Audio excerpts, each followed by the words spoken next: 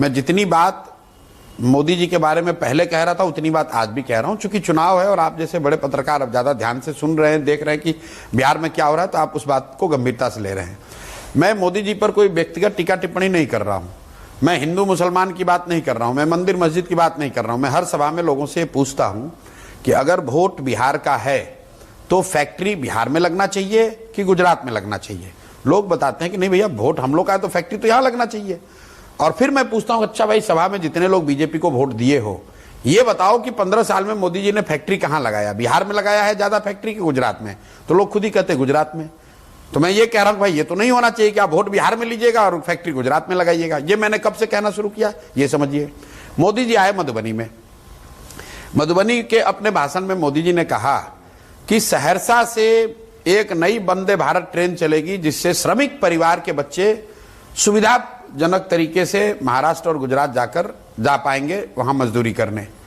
अब इसका बड़ा लोगों ने ताली बजाया, कुछ पत्रकारों ने स्वागत भी किया कि मोदी जी की बड़ी सौगात, एक नई वंदे भारत।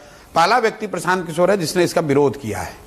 हम कह रहे हैं कि हमें ऐसी ट्रेन नहीं चाहिए जिस ट्रेन पर बिहार के बच्चे मजदूर बनकर, जानवरों की तरह बैठकर महाराष्ट्र और गुजरात में नौकरी मजदूरी करने जाएं। हमें ऐसी ट्रेन नहीं चाहिए। ये इतना बड़ा बिहार के प्रति पूर्वाग्रह दिखाता है कि आप कह रहे हैं कि वंदे भारत ट्रेन चलेगी ताकि तुम्हारे बच्चे, बिहार के बच्चे बैठकर गुजरात में जाए मजदूरी करने के लिए। हमने ये भी कहा कि क्या वंदे भारत ट्रेन तो हर जगह चल रही है? क्या मोदी जी ने कभी भी अपने भाषणों में किसी दूसरे राज्य में ये कहा कि भाई गुजरात से एक नई वंदे भारत ट्रेन चलेगी जिससे गुजरात के श्रमिक परिवार महाराष्ट्र, तमिलनाडु जाएंगे मजदूरी करने? तो ये जो सेंटेंस है, इसकी आप गंभीरता को समझिए। बिहार समाज की नजर में, भारत के बड़े वर्ग के, भारत में रहने वाले बड़े वर्ग के नजर में मजदूर का सप्लायर है, मजदूरों की फैक्ट्री है। और ये बात इतना लोगों के दिमाग में घर कर गई है कि वंदे भारत का इनॉग्रेशन करते समय या घोषणा करते समय प्रधानमंत्री भी यही कह रहे हैं। पर क्या ये सच नहीं है? सच है, लेकिन उस सच के लिए अगर सच है तो इसके लिए जिम्मेवार कौन है? 15 वर्ष से अगर देखिए मोदी, फिर मैं क्या कह रहा हूं, मोदी जी का भाषण सुनिए गुजरात में।